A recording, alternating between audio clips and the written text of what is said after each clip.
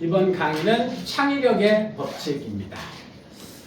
스스로를 창의적이라고 생각하나요? 아니다. 예. 라고 대답을 하셨네요. 어떠세요? 창의적이신가요? 아닌 것 같아요. 그러면 왜 창의적이 아니라고 생각하세요? 기존에 항상 생각해오던 그 굴레에서 벗어나지 못하고 벗어나지 못한다. 왜 창의적이라고 생각하세요? 그 근거가 뭐예요? 이름 같은 거 만들 때 제가 이렇게 만들어놨어요. 사람들이 창의력이라고 생각하고 나름 기발한 생각을 엉뚱한 생각을 잘합니다. 자, 기발하다, 엉뚱하다, 남들이 생각하지 못하는 것들을 생각해야 된다. 뭐 이런 것들을 지금 말씀하셨어요. 그러면 아직 창의력의 그 정의를 내리지 않았기 때문에 창의력의 정의를 내리고 나서 창의적인지 한번 생각해 보세요. 창의적이 되려면 그러면 무엇이 필요할까? 그러면 창의력의 정의를 내려봐야 되는데 제가 생각하는 창의력의 정의를 먼저 내려볼 거예요. 사전적인 정의는 빼고 제가 생각하는 정의력은요, 창의력의 정의는요, 창의력은 편집 능력이다. 에디팅. 이렇게 생각합니다. 편집 능력이 창의력이다. 그러니까 편집은 뭐냐면 기존에 뭔가를 가지고 있는 것을 전제해요. 그리고 가지고 있는 것을 가지고 나름대로 뭔가를 가지고 있는 것을 가지고 이리 묶고 저리 묶고 해서 새로운 뭔가를 만들어낸다? 그러면 창의적입니다. 굉장히 창의적이죠. 그런 면에서 내가 볼 때 박세영 원장님은 굉장히 창의적이 아닌가 이런 생각이 듭니다. 근데 어떤 사람은 그것을 모방이라고도 이야기하고요. 아니면 표절이라고도 이야기하고 그렇습니다. 근데 모방이나 표절과 편집은 전혀 다른 거거든요. 짜깁기가 있잖아요. 짜깁기 하는 것은 모방이나 표절이 맞아요. 짜깁기는. 하지만 편집은 전혀 다른 요소입니다. 어떤 차이가 있을까요? 짜깁기와 편집의 차이가 뭘까요? 짜집기는 내 생각이 없고 네. 편집은 그걸 기반으로 내 거를 만들어내는 게 편집 아니에요? 맞아요. 내 생각이 들어가야 돼요. 근데 그 내 생각의 가장 중요한 키워드가 뭘까요? 곧 창의적이면 유용한 거. 그것을 뭐라고 하냐면요, 메타 언어라고 해요. 상위 언어라는 말인데 나의 언어가 들어가잖아요. 그러면 창의적인 내용이 되는 겁니다. 오늘 바로 그 창의력에 대한 내용을 좀 이야기를 해드릴 텐데 몇 명의 천재들 이야기를 좀 해볼 거예요. 그냥 모든 세상 사람들이 다 인정하는 천재들입니다. 세 사람. 그래서 편집에 필요한 것은 뭐냐면 일단 재료가 필요합니다. 창의적이 되려면 그러니까 재료가 많아야 돼요. 재료가 없으면 창의적이 될 수가 없습니다. 편집을 할 수가 없으니까요. 편집의 기본은 재료거든요. 그런데 그 재료가 반드시 두 번째는 축적돼 있어야 돼요. 사용 가능하도록 만들어져 있어야 돼요. 그것을 우리는 데이터베이스라고 하거든요. 그러니까 자료가 그냥 있어. 자, 여러 군데 입시 자료를 모아서 책상에다가 이만큼 쌓아놨어요. 이 자료가 유용한 자료인가요? 쓰레기입니다. 아무 쓸모 없어. 아무리 좋은 내용이 들어가 있어도 어떻게 돼 있을 때 유용해요? 그것이 분류되어서 나의 언어 내가 사용할 다음에 사용 가능하도록 되어 있을 때만 유용한 자료가 되는 겁니다. 그리고 마지막으로 그것을 가지고 내가 가지고 있는 내가 아이디어가 생겼어. 또 내가 가지고 있는 핵심 역량이 있어. 그걸 가지고 뽑아서 연결할 때 이때 이런 걸 편집이라고 합니다. 이 능력을 저는 창의력이다라고 이야기하는데 이렇게 해서 이런 능력을 정말 잘 발휘한 몇 사람을 소개하도록 할게요. 첫 번째는 우리가 잘 아는 스티브 잡스입니다. 지난 100년의 역사 가운데서 가장 위대한 발명가를 꼽을 때 스티브 잡스를 최고로 꼽습니다. 한 기자가 스티브 잡스에 가서 물어봤대요. 2011년에 세상을 떠났는데 세상을 떠나기 전에 그래도 뭔가 유명한 사람이 이렇게 세상을 떠나려고 하니까 뭔가 남기고 싶어서 기자가 가서 물어봅니다. 스티브 잡스, 지난 100년의 역사 가운데서 가장 위대한 발명가로 당신을 꼽습니다. 어떻게 그렇게 위대한 발명품들을 만들어낼 수 있었습니까? 라고 묻습니다. 그러자 잡스가 대답합니다. 나는 결코 새로운 뭔가를 발명한 적이 없습니다. 단지 밖으로 나가서 끊임없이 뭔가를 찾고 서치라는 단어를 썼고요. 의미 있는 것이 발견되면 디스커버. 의미 있는 것이 발견되면 그걸 어떻게 했어요? 데이터베이스 해놓은 거예요. 그리고 그것들을 조합하려 했을 뿐이다. 콤바인이라는 단어를 썼습니다. 그러니까 세 가지가 가장 나의 창조력의 비밀은 찾고 발견하고 조합하는 것이었다. 이렇게 이야기를 합니다. 이게 창조의 비밀이 아닐까. 그래서 창조의 정의를 뭐라고 내렸죠? 스티브 잡스는 기존에 존재하는 것들을 연결하여 새로운 가치를 만들어내는 것이다. 이렇게 창조의 정의를 내렸거든요.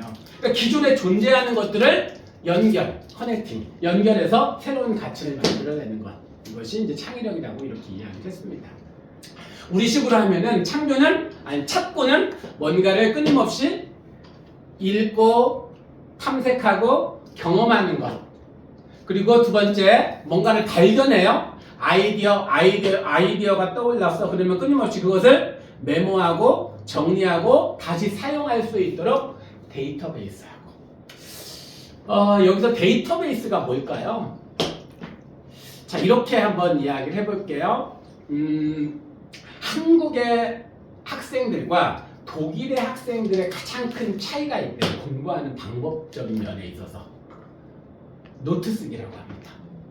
한국의 학생들과 독일의 학생들, 대학생을 할게요. 한국의 대학생과 독일의 대학생의 가장 큰 차이가 노트 쓰기. 한국의 학생들은 어떻게 쓸까요? 선생님이 말씀해 주세요. 묶여진 노트에 쓴답니다. 이게 가장 큰 차이래요. 그래서 묶여진 노트에다가 쭉 써서 한 권이 끝내고 다른 또 두 번째 노트로 갑니다. 독일의 아이들은 어떻게 쓸까요? 서로 연결하군요. 맞아요. 카드형 노트를 씁니다. 그러니까 책 한 권을 정리했다. 그러면 우리 아이들은 노트 한 권으로 가는데요. 그 아이들은 독일 아이들은 300개의 카드가 만들어진대요. 그럼 300개의 카드의 특징은 뭐예요? 편집 가능성입니다. 그러니까 노트라고 하는 것은 그러니까 묶여진 노트는 편집 가능성이 없죠. 그것을 데이터베이스라고 하지 않습니다. 그런데 카드는 데이터베이스라는 건 뭐냐면 거기에 반드시 필요한 것이 있어요. 메타 언어가 필요합니다. 인덱스 같은 색인이죠. 색인. 그래서 거기에다가 제목을 만들고 그걸 붙여서 같은 것끼리 분류하고 나눠놓는 거예요. 300개를 같이 묶어놓는 것이 아니라 인덱스, 색인한 것대로 제목을 붙여서 나눠놓는 거. 질문 쓸 때도 진짜 다 그것이 창조력의 비밀이라고 합니다. 그래서 온갖 수많은 경제적인 무슨 혁명 같은 것들이 다 독일에서 일어나는 겁니다. 4차 산업혁명도 지금 우리가 요즘 말하는 4차 산업혁명도 독일에서 시작됐다라고 이야기를 합니다. 세 번째는 그것을 어떻게 해요? 조합하는 건데 조합의 첫 번째 요소는 네이밍이에요. 네이밍. 이름을 잘 지어야 돼요. 네이밍. 네이밍이 메타 언어라고 이야기하거든요. 아까 제가 이야기했던 것 중에 저는 이제 이름에 대한 관심이 굉장히 많아요. 그래서 뭔 좋은 이름을 만들어내면 이렇게 상표를 만들어 놓습니다. 그리고 그것을 묶어서 가장 좋은 단어로 만들어낼 수 있는 건 무엇일까를 늘 이제 그런 고민, 그리고 그런 것들을 찾아낼 때 엄청난 희열이 있습니다. 그런 것들을 딱 만들어낼 때 희열. 그리고 이 이제 메타 코칭 안에 담겨져 있는 여러 것들이 있잖아요. 예를 들어서 아까 말씀드렸던 메타 리딩도 그런 단어고, 그 다음에 독서와 글쓰기를 어떤 단어로 묶어낼까? 이게 이제 책칭 글친이거든요. 책칭 글친으로 이제 독서와 글쓰기력을 묶어냈고, 자기 관리, 시간 관리 이런 부분에 대해서 묶어낼 수 있는 단어, 메타, 이것도 메타가 들어, 메타 플래너 이렇게 이제 이름을 이제 붙였습니다. 그리고 또 뭐가 있죠? 그 다음에 자기 관리가 있었고 이제 그 독서 글쓰기 그 다음에 이거 이름은 뭐라고 지었죠? 코칭 스토리 M이라고 이제 이름을 붙였습니다. 갑자기 하나가 생각이 안 나네요.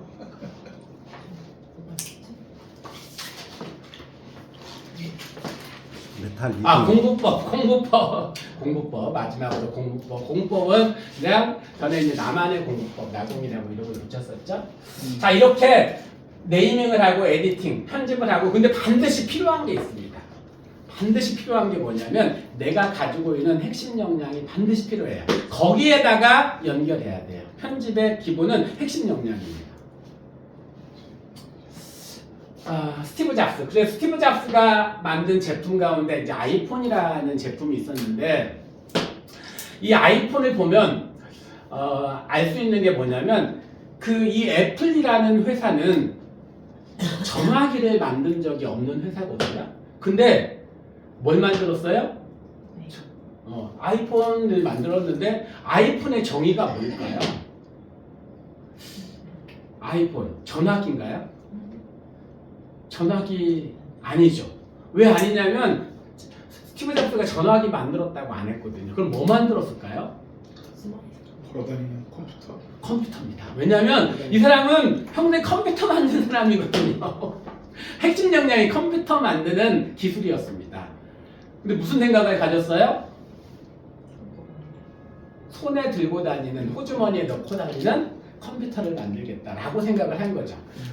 그래서 이 스마트폰이라는 이름을 붙였고 이제 자기 브랜드는 이제 아이폰이라고 이름을 붙였습니다. 근데 원래 존재했던 것들이 있었죠. 원래 전화기가 있었습니다. 이때 이 스마트폰이 나오기 전에 그 세계를 지배하고 있었던 이 전화기 회사들이 몇 개 있었죠. 노키아. 거의 한 시장 점유율의 35% 전후를 이렇게 차지하고 있었던 노키아. 그리고 소니. 모토로라. 그리고 삼성, LG였습니다. LG는 근데 그 중에 지금 하나 남고 다 사라진 거 아시죠? 삼성 남고 나머지 다 사라졌습니다. 삼성은 바로 이제 바꿨습니다. 뭘로요? 갤럭시로 바꿔가지고 이제 스마트폰으로 진입을 했습니다. 2009년도에 이건 2007년도에 나왔고요. 두 번째 원래 있었던 게 있었죠? 디지털 카메라. 저도 얼마 전에 집을 청소하다 봤더니 디지털 카메라가 나왔더라고요. 버렸습니다. 아니, 이제 뭐 화소가 너무 떨어지고 그건 지금 스마트폰에 몇십 분의 1밖에 안 되거든요. 성능이 안 좋습니다. 근데 그때는 굉장히 비싸게 사서 사용을 했었죠. 지금은 사용하지 않습니다. 그리고 컴퓨터가 원래 있었고, 이것도 아시죠? MP3 플레이어. 예. 네, 뭐 음악 듣는 거 따로 호주머니에 넣고 다녔는데 거기다가 인터넷을 연결을 한 겁니다. 기존에 존재하는 것의 연결이에요. 이 편집품이 뭐예요? 아이폰입니다. 이게 이제 창조의 비결이다. 두 번째는 이 스티브 잡스의 롤모델이 있었습니다. 누구냐면 스티브 잡스의 롤모델이 피카소였다고 합니다. 피카소, 파블로 피카소인데요. 이 피카소는 그림을 정말 잘 그렸던 사람입니다. 그런데 시대를 잘못 타고 태어났어요. 왜냐면 이 사람이 활동하던 그 시기에 이 사람보다 조금 먼저 태어나서 이 미술계를 주름잡고 있었던 사람들이 있었습니다. 그러니까 이 사람은 그 사람들처럼 하면은 그냥 아류가 되는 그런 상황이었습니다. 그래서 어떻게 했을까요, 이분이? 아류가 돼. 그때 우리가 아는 유명한 사람들은 대부분 이 사람보다 이 파블로 피카소보다 조금 일찍 태어난 사람들이었어요. 어떤 사람들이 있었을까요? 우리가 대부분 아는 그 미술가들이 대부분 이 시대 사람들이에요. 모네, 마네, 르누아르, 고갱 뭐 이런 사람들입니다. 인상파라고 하는. 네. 근데 태어나서 보니까 이게 미술계가 이제 자기가 설 자리가 없는 거예요. 아니면 이제 자기가 그 아류가 되는 거였어요. 그래서 어떻게 했을까요? 그 시대 인상파의 가장 중요한 미술 작품의 특징이 뭐였냐면은 그 소실점이라고 하는 거였거든요. 그러니까 우리가 그림을 바라보면 시선이 시작되는 지점이 있어요. 누가 바라보는 것처럼 그 소실점을 없애버린 거였죠. 그래서 없애고 나서 어떻게 했을까요? 여러 군데에 둔 겁니다. 근데 보는 각도에 따라서 다른 그림이 되더라고요. 근데 이분이 미술 철학이 뭐였냐면 이렇게 이야기를 합니다. 저급한 예술가는 베끼고 위대한 예술가는 훔친다. 베낀다, 카피. 훔친다, 스틸. 자, 둘 차이가 뭘까요? 카피와 스틸의 차이는 뭘까요? 베낀다는 아니, 곽태우 원장님은 잘 훔치는 것 같은데. 좀 말씀해보세요. 엄청 잘 훔칩니다. 자, 탁월하게 훔쳐요. 베끼는 것과 훔치는 것은 어떤 차이가 있을까요? 이기지 않습니다. 카피는 그냥 가져오고 네. 훔치는 건 가져와서 내 걸로 만들고. 그 차이인데 조금 더 설명을 하면 카피는 알아보는 거예요.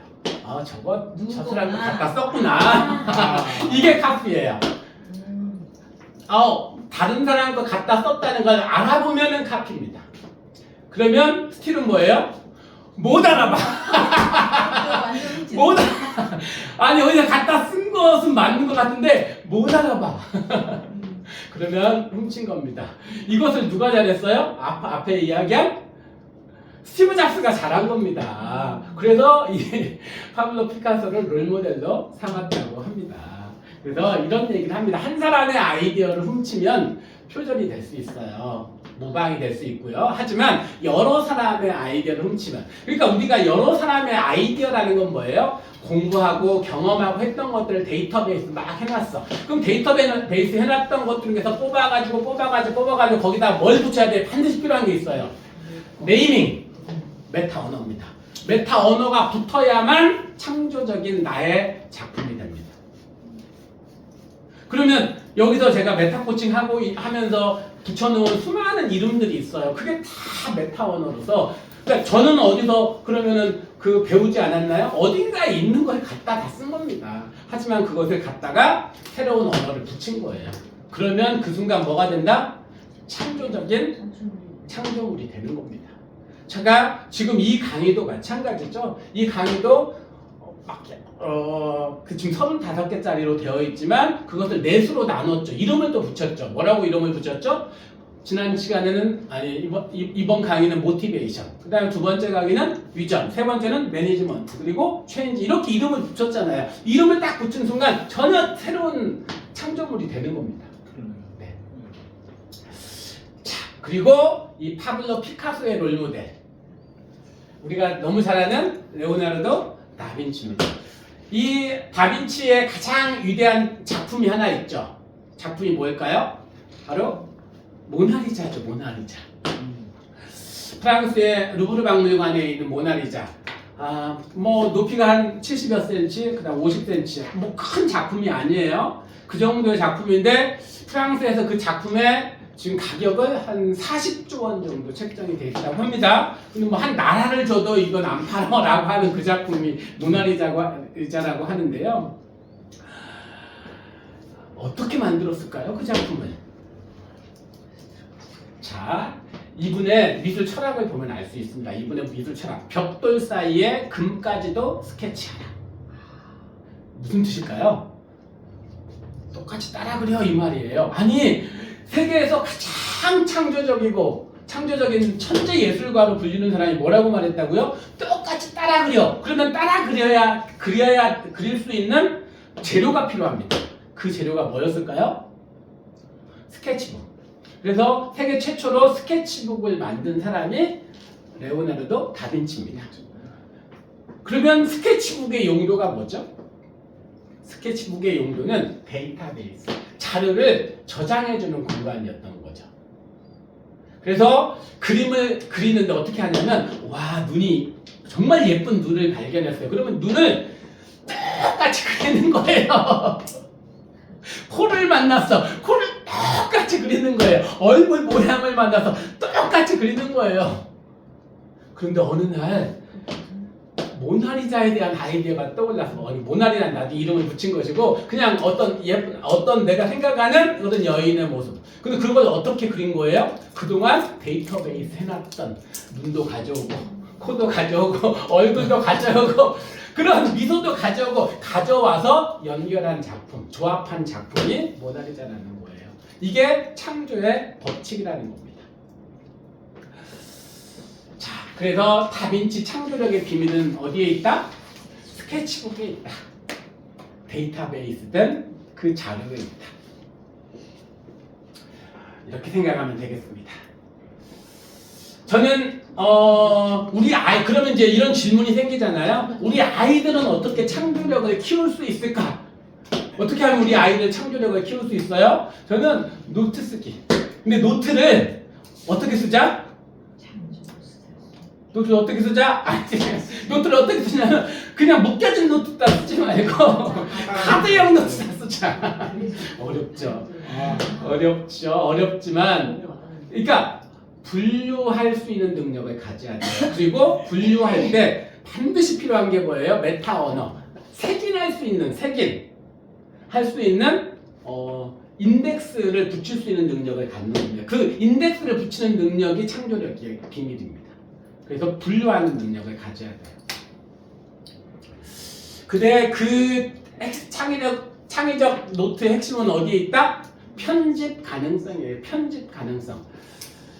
저는 이걸 언제부터 써왔냐면 20대 때부터 저는 이렇게 그러니까 묶여진 노트를 써본 적이 없거든요. 저는 그때는 이제 바인더형 노트를 썼습니다. 그리고 바인더는 정리는 낱장에다 하는 거예요. 그리고 낱장으로 정리하면 이렇게 빼가지고 같은 것끼리 이렇게 분류가 가능하거든요. 그래서 저는 계속 그런 노트를 썼습니다. 물론 지금은 노트를 안 써요. 저는 폰 가지고 다 하고 있어요. 그래서 저는 지금은 이제 밴드를 활용하거든요. 왜냐하면 밴드를 따로 만들어서 분류를 다 이렇게 해놨어요. 네이버 밴드. 그래서 지금 제 생각에는 우리나라에서 네이버 밴드를 제일 잘 쓰는 사람이 제가 아닐까라고 저는 생각을 합니다.